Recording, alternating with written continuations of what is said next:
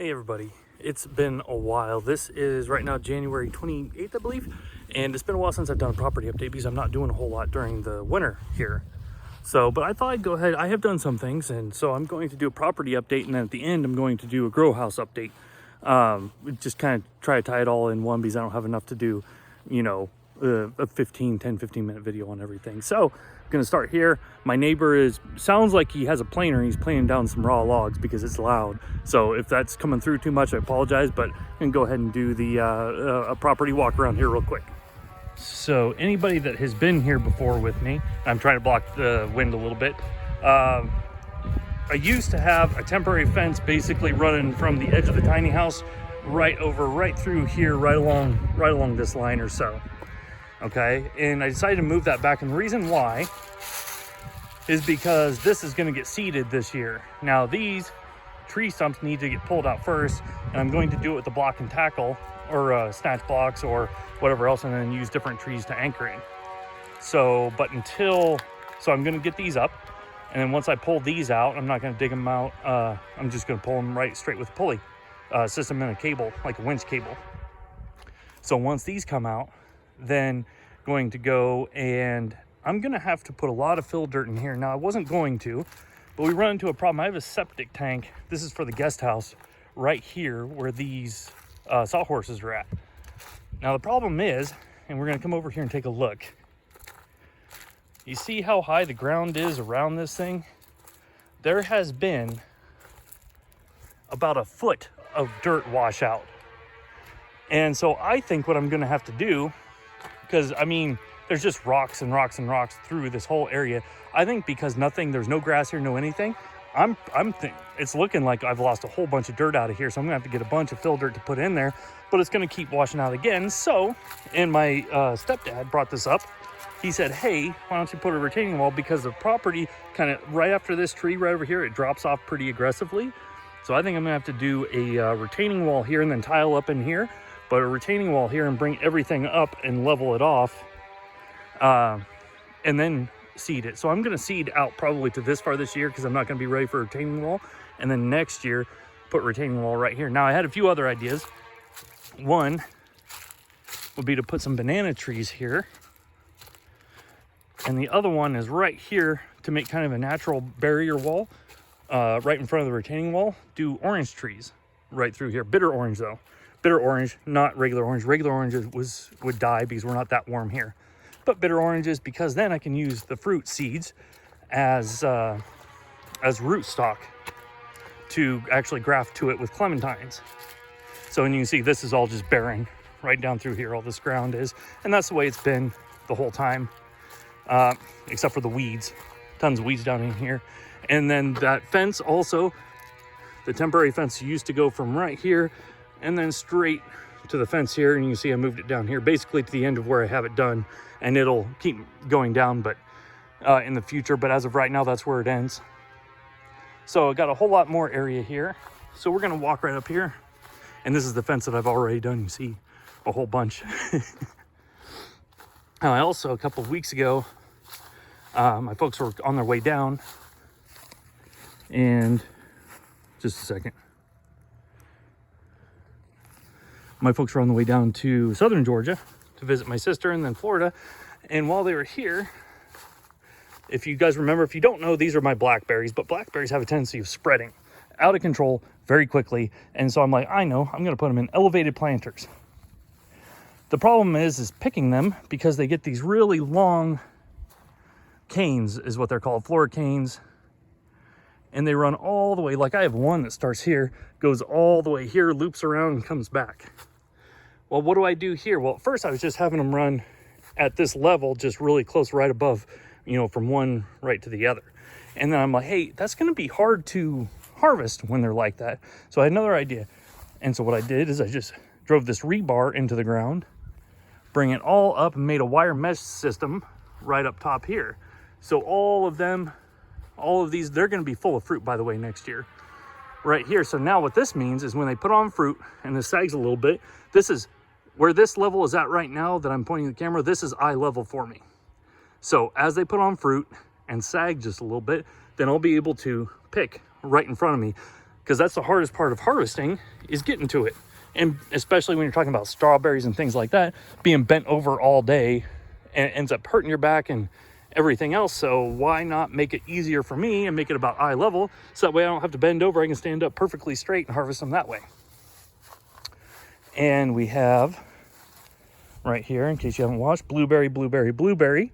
These are all called climax blueberries. That's cultivar. And as you can see, they got tons of buds all over them, all over the entire thing. Now I was going to trim these, although I think they did a really good job trimming them last year when I bought them, because these were just little guys last year, and I don't see a whole lot that I need to trim. Basically, what you want to do is anytime, like for example, if there was one right here that was growing into the middle of it, well, you want to kick that out. But for the most part, they're all still growing out away from the center. So in that case, I'm just going to leave them. And once they start next year, like right here, if one off this starts growing back into the center, then I'll go ahead and take him off. But as you can see, these all look really nice. You know, this is going to have a lot. This is going to have a lot on it. This is going to have a lot on it. And these are a little bit smaller. Now, these are called tip blueberries, but they're the same way. They're the same way. They got all kinds of good stuff on them. So I'm going to get a lot of blueberries and a lot of blackberries next year. Or actually, not next year, this year. And then we have kiwi plant number 1, kiwi plant number 2, and then the trellis that I built for them. And I have some red seedless grapes, and what I'm going to do with that is probably plant them here in between the kiwi plants, so that way I can have grapes here, because the kiwi grow up way high, whereas grapes want to stay usually a lot lower, 5-6 feet. So that should work just fine, multi-purpose, the trellis here. And here's another tree. This was an old pear. Like, it was a 40-foot tall pear, but the pears on it were very strange. They were very small, very hard. They were not very good for eating. And this little tree right here, this is a plum tree, self-fertile. Doesn't put out tons of fruit, but it puts out some fruit. Last year, the Japanese beetles got to it, though. And then you see right down here, we had this pole right here, this like power pole here, that came down and broke my fence right there just a little bit. But so I have something there to repair, but it's not too bad. That's only, it's like $20 worth of parts. I can do that, no problem. And you can see I have pink flags here in the ground. Well, what is that? And I finally got everything ordered. What it is these two, this one, that one, and this one are going to be pawpaw trees. You can look it up, P-A-W, P-A-W. I'm going to put those in there. And then right here, I got a line all the way here. And what we have here, this is going to be a Bartlett pear, and I have all this ordered. That's a Bartlett pear. This one is a giant Asian pear. And then this one right here is a Belle of Georgia peach tree. That's going to go there. And then we're going to have Granny Smith apple tree, dwarf. And we're going to have, what's this one? A Honeycrisp apple tree, dwarf. And a semi-dwarf Candy Crisp. It's like a Honeycrisp, except a little bit sweeter apple tree. Now, we're kind of close to all these stumps, but all these stumps, you can see they were a lot closer to the fence. The problem is, when they got tall enough, they started interfering with the power lines here. And so I moved it another 4 feet in, and they're dwarf trees. These were Bradford pears, and they're not dwarf trees. So I got those taken care of. Now, what I'm going to do with these, because our dirt is absolute garbage here.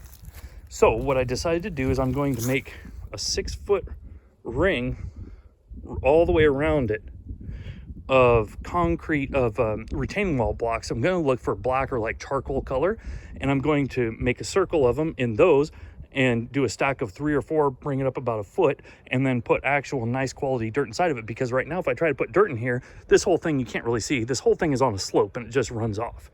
But if I put that around there, then I can put nice dirt in it with a lot of organic material, and I'm going to do it to all these. So each one of these is going to be a ring raised, basically a raised bed with dwarf trees and semi-dwarf trees in it.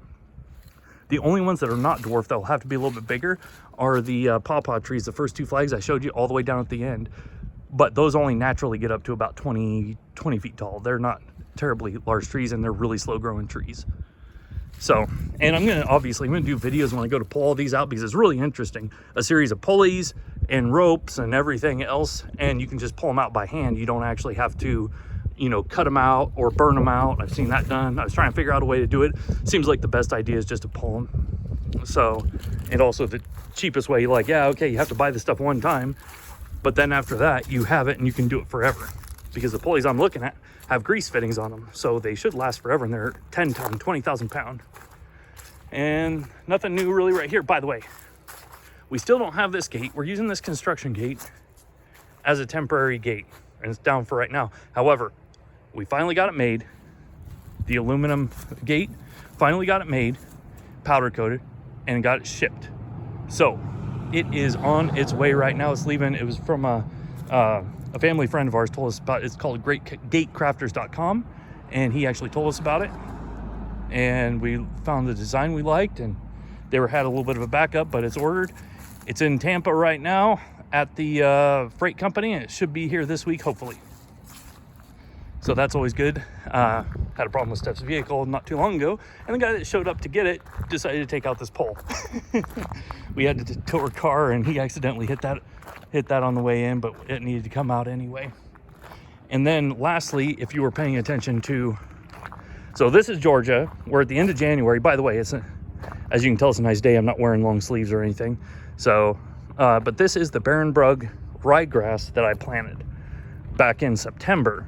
And I didn't know if it was going to stay green all winter long or not. And it looks like it, because we've had a really cold snap, and it kind of went dormant for about 2 days and then came right back green.